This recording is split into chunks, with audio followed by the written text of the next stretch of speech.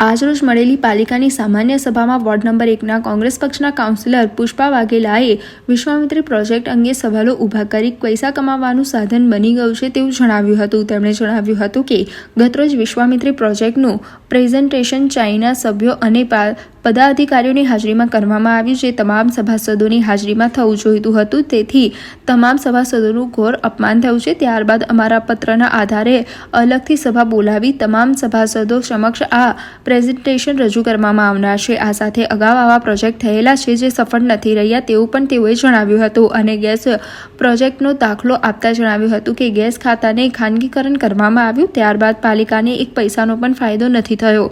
વિશ્વામિત્રી પ્રોજેક્ટને જબરદસ્ત પૈસા કમાવાનું સાધન ગણાવી વધારે ભાવે કામ કરાવવાનો કારસો રચ્યો હોવાનું તેમણે જણાવ્યું હતું.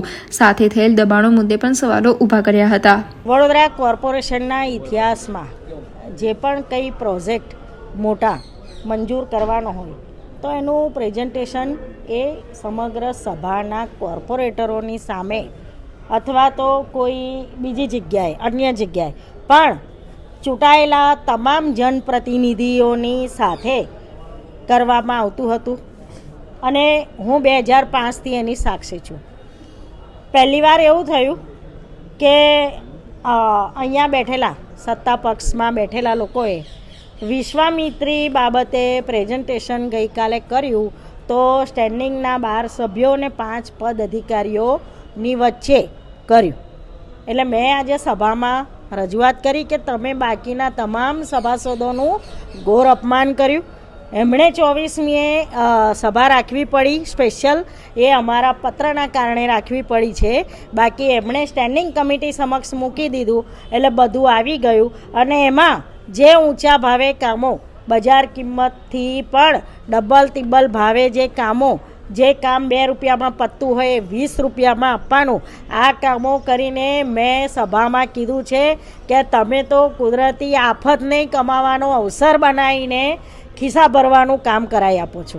બરાબર છે. આટલા વર્ષોમાં જેટલા પણ પ્રોજેક્ટ થયા એ પ્રોજેક્ટ કેટલા સફળ થયા એ પણ જોવાનું છે. 2013માં ગેસ ખાતું એ ખાનગીકરણ કર્યું, એનું ખાનગીકરણ કર્યું, એનું એમઓયુ કર્યું.